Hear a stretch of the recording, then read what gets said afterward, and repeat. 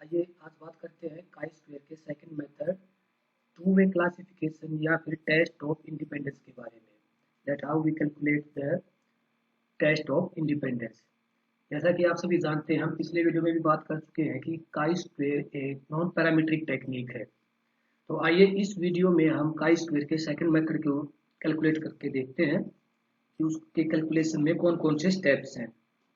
देखिए, सबसे पहले हम स्टेटमेंट पर बात करते हैं कि एक सर्वे किया गया है कि that sports means to win only, कि जो है खेलों का मतलब सिर्फ जीतना होता है।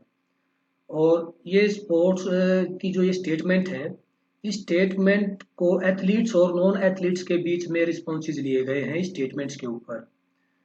तो और स्टेटमेंट्स भी हमने 3 स्केल्स में ली है, एग्री, नो ओपिनियन और डिसएग्री में।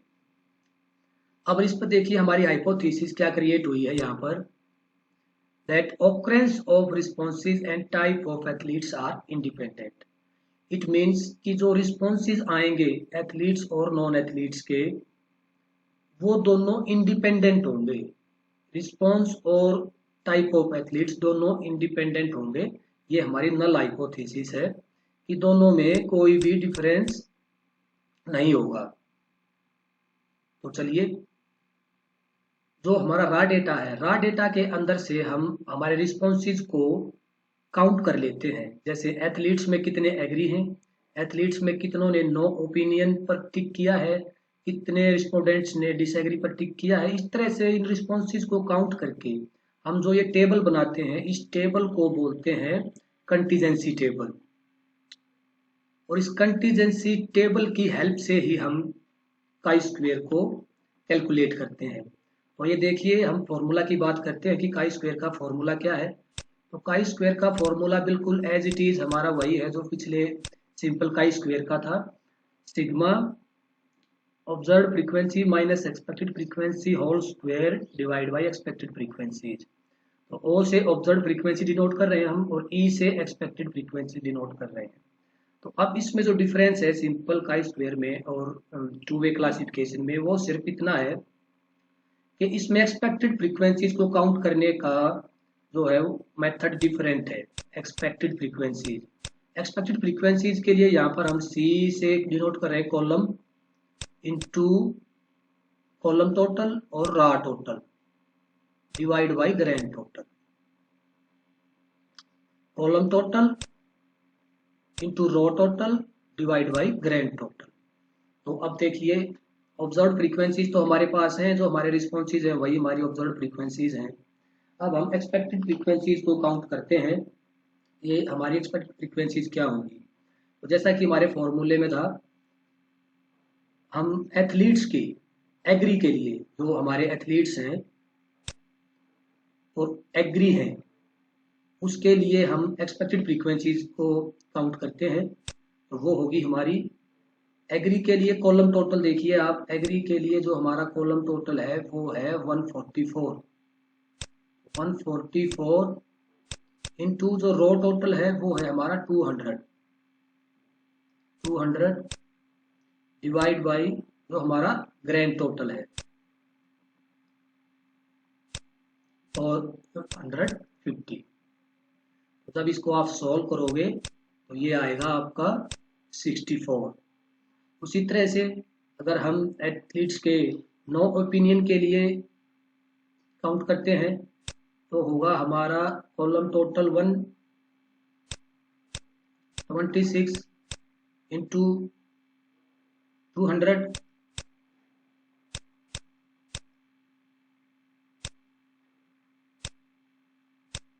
तो ये आएगा हमारा 56।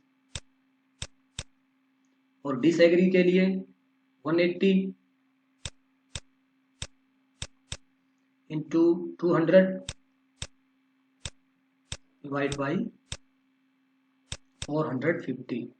तो जब आप इसको कैलकुलेट करोगे तो ये आएगा आपका 80। इसी तरह से अब आ गया नॉन एथलीट्स। जब आप नॉन एथलीट्स के एक्सपेक्टेड फ्रीक्वेंसीज को काउंट करोगे तो आप देखिए, अभी रो जो हमारा कॉलम टोटल था वो तो सेम है सभी का, रो टोटल डिफरेंट है। तो इन जो सभी वैल्यूज में 144 इंटू ये 250 आ जाएगा, बाकी का वही रहेगा। ये होगा आपका 80। अब 126 250 डिवाइड बाई 450 आएगा आपका 70। और लास्ट है 180 250 और 450, ये होगा आपका 100। अब देखिए हमने एक्सपेक्टेड फ्रीक्वेंसीज को काउंट कर लिया है। अब हम एक टेबल बनाएंगे इसको कंप्यूट करने के लिए।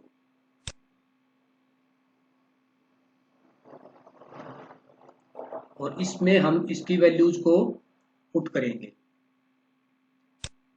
एक्सपेक्टेड फ्रीक्वेंसीज हमारी 64, 56, 80, 70, 100 ये आ चुकी हैं। अब नेक्स्ट स्टेप क्या है हमारा, ऑब्जर्व फ्रीक्वेंसीज से एक्सपेक्टेड फ्रीक्वेंसीज को काउंट सब्सट्रैक्ट करना। जब आप इसको सब्सट्रैक्ट करोगे तो 30 माइनस 64 माइनस 34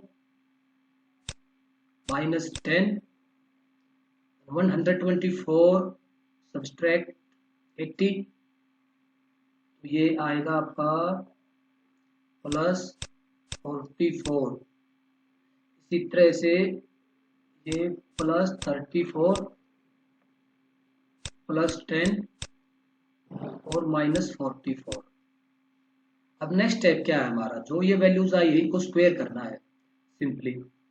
जब आप 34 का स्क्वायर करोगे 1156, 10 का आपका हो गया 100, 44 का हो गया 1936, 34 1100, वही जो ऊपर आया था आपका 56 10 100,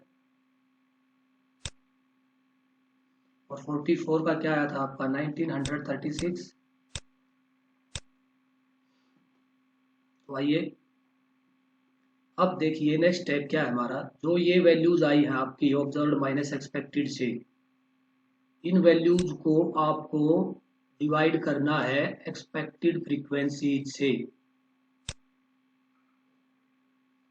इट मीन्स जो ये आपकी वैल्यू है इसको आपको काउंट करना है इसके सामने जो इसकी एक्सपेक्टेड फ्रीक्वेंसीज है इसी कॉलम में। इस तरह से आपको इसको काउंट करते डिवाइड करते चलना है। तो ये आएगी आपकी 18.06। नेक्स्ट है फिर 100 को आप 56 से डिवाइड करोगे 1.79, फिर 24.20,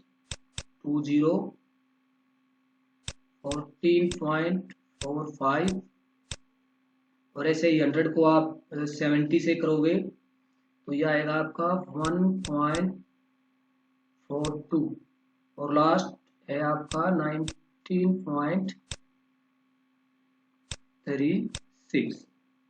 अब देखिए आपकी फाइनल कैलकुलेशन हो चुकी है। अब लास्ट कैलकुलेशन जो वो बचती है कि सिर्फ काई स्क्वायर की वैल्यू बचती है हमारी।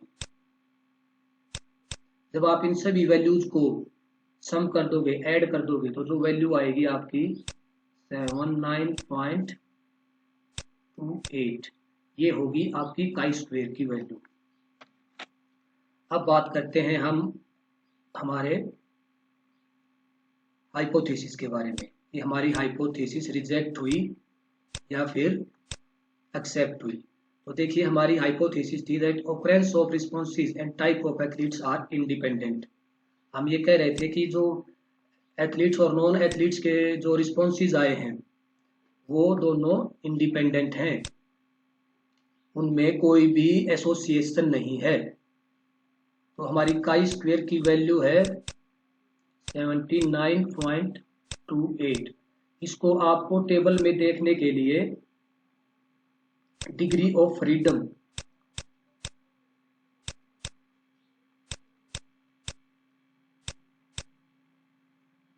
की नीड होगी, और डिग्री ऑफ फ्रीडम का इसमें सिंपल फॉर्मूला है r-1 इंटू c-1। यहाँ पर r मीन्स रो और c मीन्स कॉलम।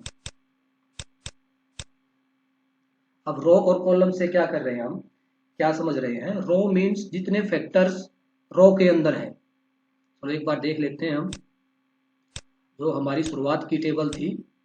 अब देखिए ये रोज हैं, तो रो में 2 फैक्टर है हमारे, एक एथलीट है एक नॉन एथलीट है, और कॉलम्स के अंदर 1 2 3 एग्री, नो ओपिनियन और डिसएग्री हमारे रिस्पॉन्सेज हैं जो वो हमारे कॉलम्स के अंदर है।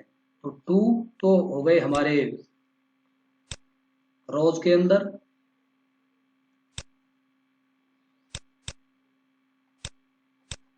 टू माइनस 1 इंटू, और कॉलम में कितने थे हमारे? एग्री, नो ओपिनियन और डिसएग्री, 3 फैक्टर्स उसमें थे, 3 माइनस 1,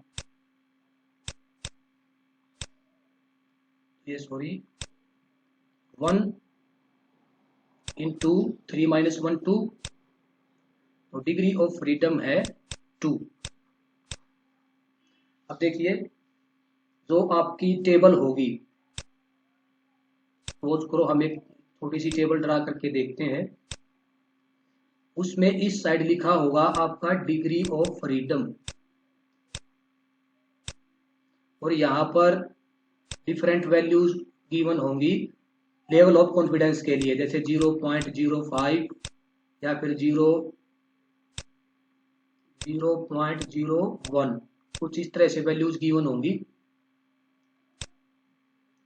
तो वहां पर आपको आपके डिग्री ऑफ फ्रीडम से 1 2 या 3 जैसे भी है वो डिग्री ऑफ फ्रीडम, और जो ये वैल्यू होगी उनको क्रॉस चेक करना है, से जो जहां पर एक दूसरे के साथ इंटरसेक्ट कर रही है वैल्यूज, जो भी वैल्यू डिग्री ऑफ फ्रीडम के साथ और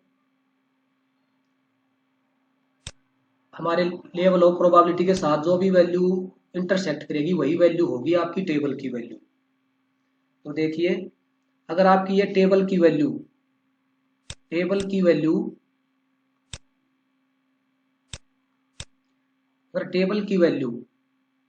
ज्यादा है कैलकुलेटेड वैल्यू से, तो इट मीन्स जो हमारी नल हाइपोथेसिस है वो रिजेक्ट हो जाएगी।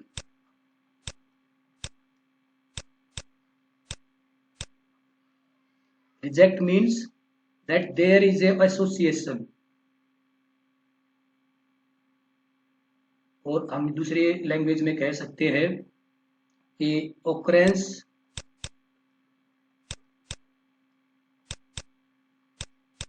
of responses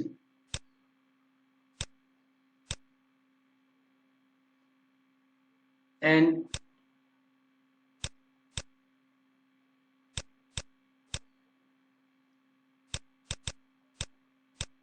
type of athletes are, इसको थोड़ा सा ऊपर कर लेते हैं,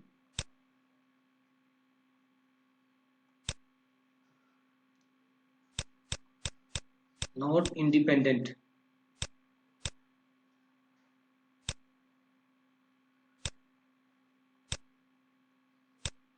मतलब जो ओकरेंस है एग्री डिसएग्री, और हमारे जो एथलीट्स हैं वो इंडिपेंडेंट नहीं है, उनमें कोई ना कोई एसोसिएशन है उनके बीच में।